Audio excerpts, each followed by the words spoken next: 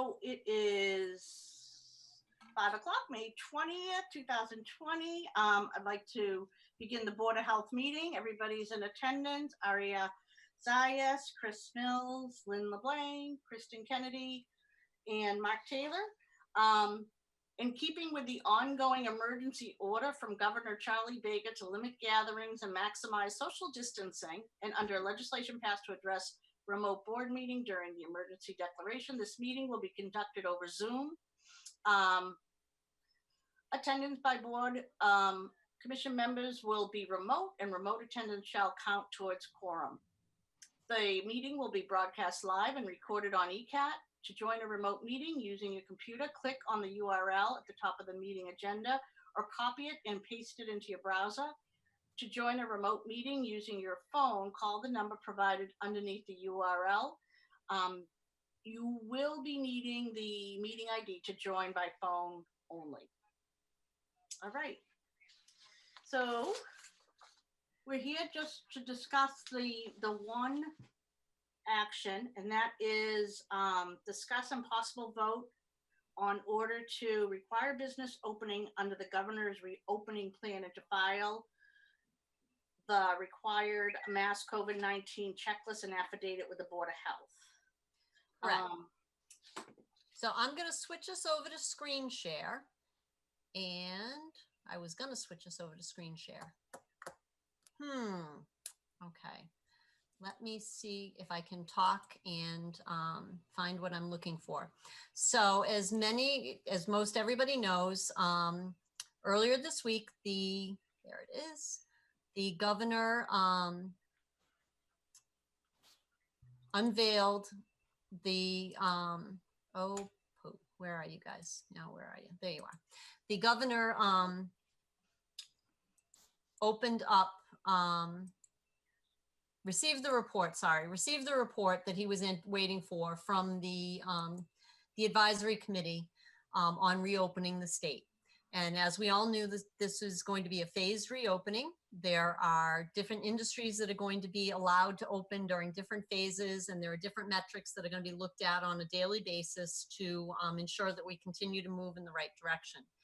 As part of this, they established a single set of safety guidelines for all industries that the state has provided in a, I just lost everybody. We're here, we can hear you. You can hear me, okay. Yep. Can you see a blue banner that says important? We see. Here we go. Screen sharing. Yep. Okay, so I'm testing my skills here in screen sharing. So there are a set group of standards that apply across the board, across industry. And the way that this has been rolled out makes it extremely easy and user-friendly for industry. So for step one is they have a compliance attestation and template for a COVID control plan, as well as posters and signs that they either need to complete and post or complete and keep on file. What I'm showing you on the screen, hopefully, is one of those. It says this following poster needs to be displayed in the area where your business premise so it's visible to employees and visitors. And basically, they are simple documents that businesses need to go down as a self-assuring checklist that everybody's going to wear face covers, hand sanitizer and hand washing are being utilized. They're attesting that they have trained staff on social distancing and hygiene protocols. They're attesting that they've established cleaning and disinfecting protocols, and they've simply signed it and posted it. What we're asking for with this regulation is that for each of these documents that they're already required to do, that a copy be sent to the Board of Health, either emailed and scanned or physically dropped off or physically mailed into the Board of Health office. The reason for us doing this is that we then can offer assistance and we have a clear idea of who is open and who is not open. Prior to today, we obviously got this stuff on Monday. We started reaching out to one of the the entities, one of the spheres that could reopen as of Monday was the houses of worship. Luckily, most of them we have contact information for, and our staff, Mark and Tim, were able to start reaching out to them and asking whether did they need help with calculating out their occupancy? Did they need help with any of the information that they were being asked to do? And we were also able to ascertain what their plans were. Some of the churches are actually going to wait it out a couple of weeks. They're going to wait and see what happens. Some are not chomping at the bit. But for others, the communication wasn't happening in an enforcement environment. It was coming from an education and an information sharing place. And that's the intention of this, is that we will have a clear idea as to who is open. We will have a clear idea that they have read the documents. And we will be able to then respond to any complaints that we receive with information that we already have. We'll also be able to look ahead as we get complaints. And if we don't have their paperwork, we're going to go out with it printed. We're going to go out in a position to help that business get into compliance as quickly as possible. If we already know about them, we know they've attested to things. As part of this, we also then actually have a contact name for some of these businesses we don't typically deal with. And we'll have a name and a person who signed off, and we can say, hey, we're getting a call about this. What's going on? And we can try to work with them to ensure that they're in compliance. Everybody's kept safe. Sorry, my throat's drying out. And that is it for me as far as the intention and the path that we're trying to take with this regulation. Does anybody have any questions for me? Does anybody have any comments? So go ahead, Aaron. So if this does not go through, will there be any other sort of notifications or ways that we know that each business is following these protocols? No, not unless we went out and visited them, either proactively, like, okay, let's go hit every beauty parlor on Friday, which is not the best use of our time. Right. Or if we were to receive a complaint, and then we would be going out and looking to see, had they done what they were supposed to do? If they hadn't, how could we help them get to a place where they did have everything done? If we have a pile of beauty parlors and barbers that have already completed their paperwork, by Friday of next week, maybe we are deciding, okay, we're missing 2 or 3. Let's find out what's the holdup. Let's go out and make sure they have everything they need to safely move forward.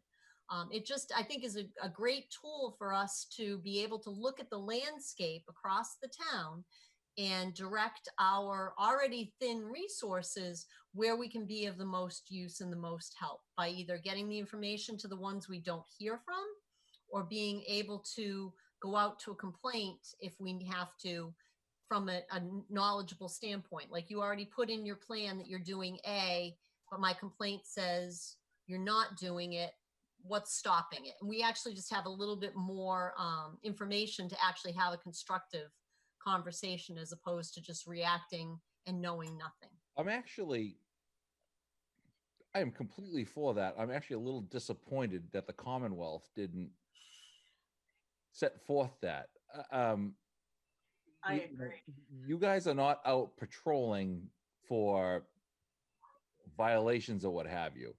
But as far as I'm concerned, a business reopening that has been closed by the Commonwealth, I don't want to see anybody incur like a permit cost or something like that, but essentially a permit or and this would be that, like, you need to have written documentation. That way, if there is an issue, and the town or an inspector should not be put in an awkward position. Hey, you signed off that you did this. It's not being done. We need to rectify that. And this is a no-brainer.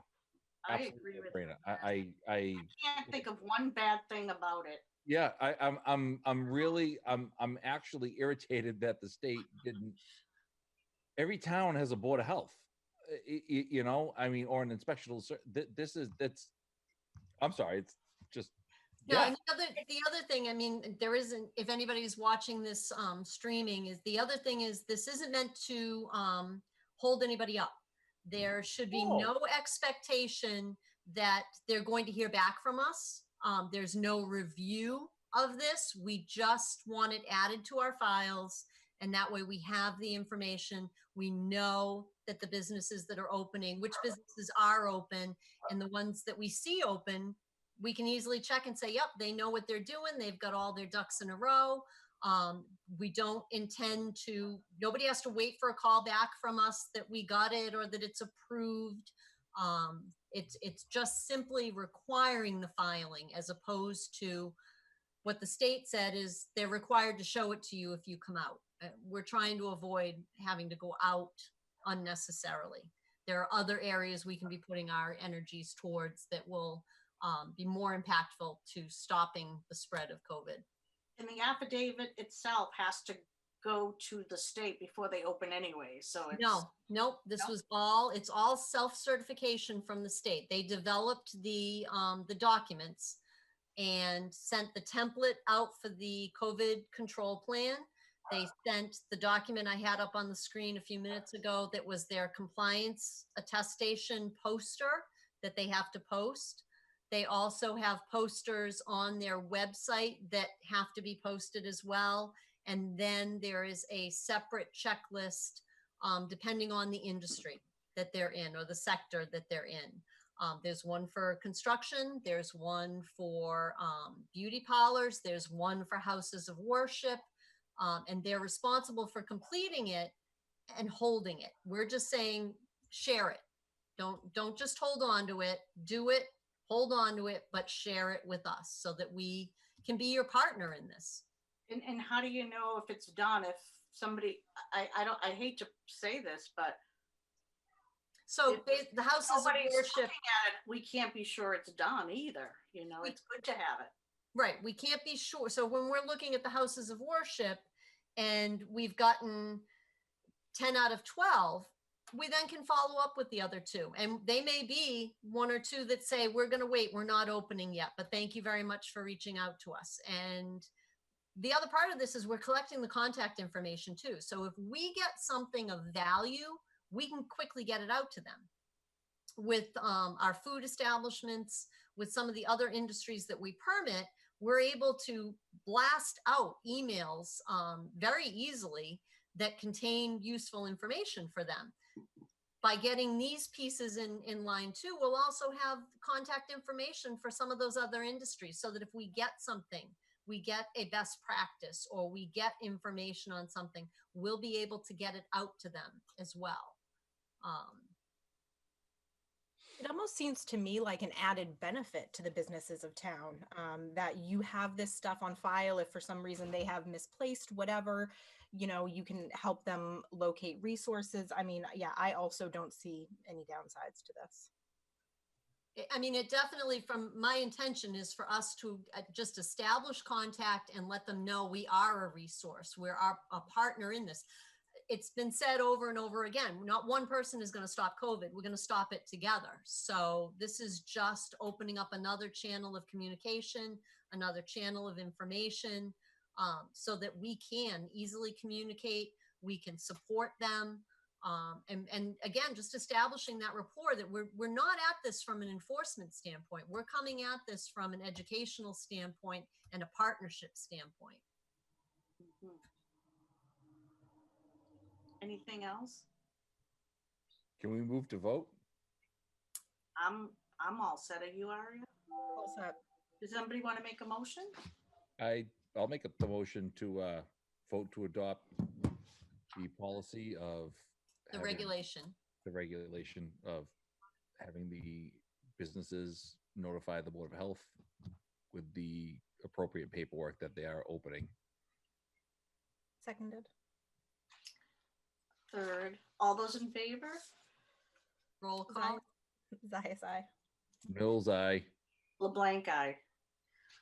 Okay. I really, I like what Chris said. It just should, I feel like it should be done everywhere, but in any event. And now we're going to talk about just an update on the Noble coronavirus? I really don't have anything much more than what we've already discussed.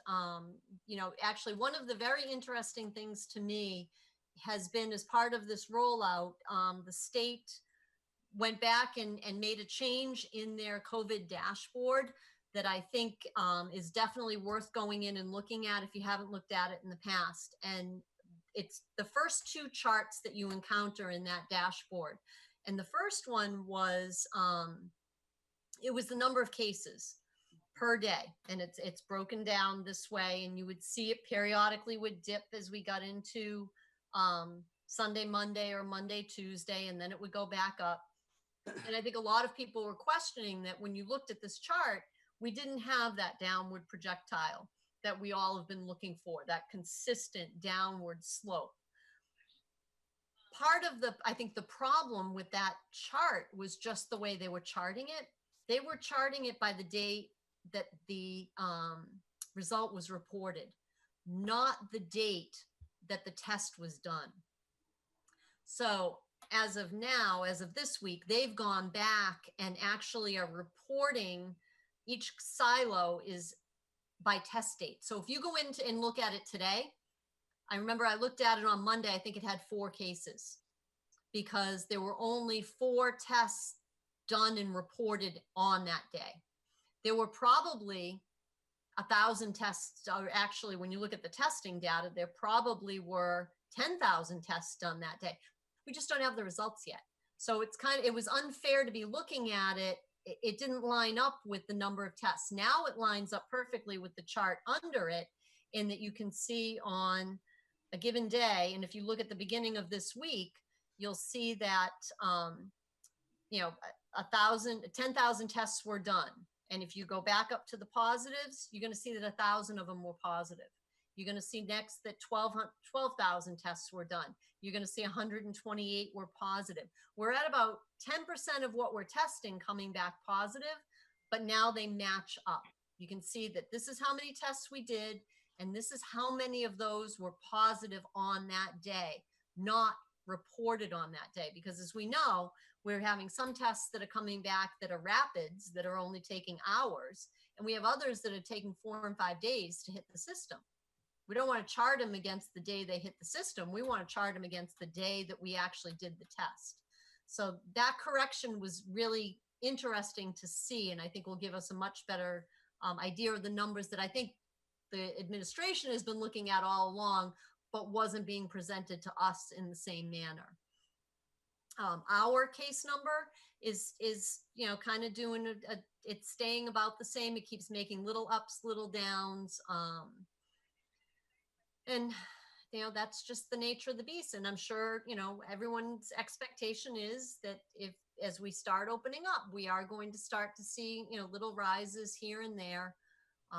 But hopefully if everybody's doing their part and wearing their face masks when they go out, keeping their social distancing, and just being smart and thinking as they go through some of these industries that are opening and getting back out into the new normal, hopefully we'll be able to keep that number fairly flat. So that's about it for me. I mean, it's been a lot of us trying to digest what came out in the reopening plan on Monday. No, you guys have been light years ahead of other boards of health. You guys have been amazing. All kidding aside, you, Mark, Tim, everyone. I talk to other people in other towns, and I'm just like, wow, we have our act together, which is good as a resident and a paramedic. So I'll have to say you got to follow the good leader, and Kristen's been a good leader in this. I have to, the other part of this though is being part of a fantastic team. I'm on some of these, statewide calls where boards of health are fighting to have input into town election plans and fighting to have input into when town hall reopens, and they're not heard. They're not asked to the table. We're expected to sit at the head of the table, which is really nice for me, as the administration and the team that I'm a part of has been a team from day one. Chris, in the beginning of this, I spent a full week down at the at the fire station. I actually worked out of the fire station because there was so much of this in the very, very beginning that the chief and I needed to be on calls constantly. And there have been, there's truly been a team effort across the entire town as we've tackled this. How are, before we adjourn, how will the Board of Health be affected by the upcoming budget woes? I don't know yet Okay. what the revisions are. Okay. We all can look at what's on the news. We all can look and read what's going on with the Sure. economy. And I think we all know, anyone who's watched the budget presentation, Connor did it again on Monday to the selectmen, the finance committee, and the school committee. There's a gap. There's a big gap that needs to be closed. What that means to us as a department, I don't know at this time. I mean, we've all been asked to identify. We're all under a spending freeze. We're under hiring freezes. I mean, the Board of Health is one entity in a larger department that I'm the head of, is Health and Community Services. I have a vacancy. I'm not filling that. So there's a bunch of different ways that they're looking at revamping the budget. It is, the financial picture is not good no matter where you are. I think I heard that the unemployment rate, if we translate it into Easton, is 1 in 4. So as you're driving around town, every fourth neighbor has somebody out of work. And all you have to do is drive by town hall on Monday and see that the line for the food pantry now extends all the way out to 138.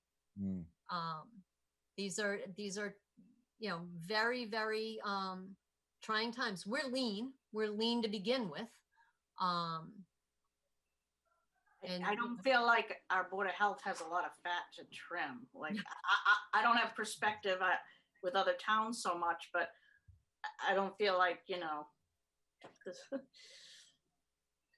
there's anything, you know what I'm saying? I'm not expressing myself well today at all, but we're all bare bones.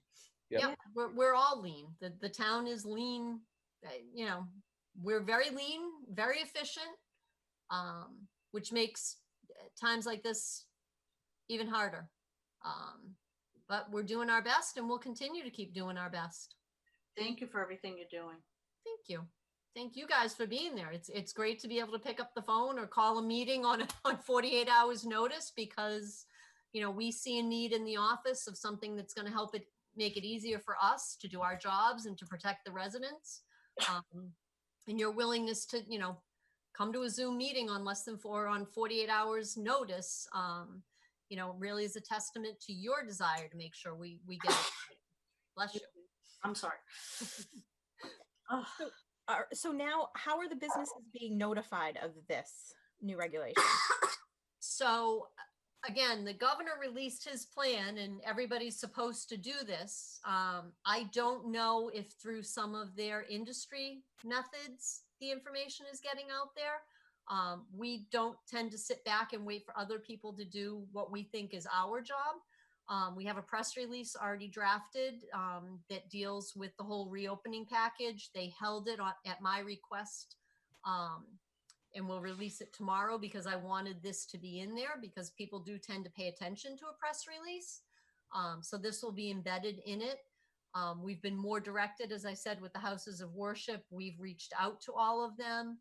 Mark has been doing some work researching what's involved with the construction sites, and there's basically 2 different categories of those. We hope to be able to utilize not only our online permitting platform, but some of the other departments in town hall that do online permitting with other sectors, and hopefully being able to push it out that way. I'd rather have it go to 10 people that don't need it, than to not get it into the hands of the one person who does need it. Oh, absolutely. We'll update the website as well to make sure the links are prominently displayed there. We'll throw it out on social media in addition to the press releases and things like that. And I mean, if anybody has any other suggestions of how to get it out there, I mean, it's out there from the state's point of view. And again, it's not going to be, if somebody misses that they were supposed to file it with us, on some cases, like I said, with the beauty parlors, it might be very proactive. If we haven't heard from them by Wednesday of next week, you know, we may go out and say, hey, you know, did you know you have to do this? And if you did, you know, then let's take a copy and help them comply. Great. Awesome. All right. Anything else? No? No. All right. Good seeing everyone. Yeah. I'll make a motion to adjourn. Second All those in favor? Aye. Roll. Aye. Aye. Thanks, everyone. Thank you all. Be well. Bye. You too. Bye. Aye.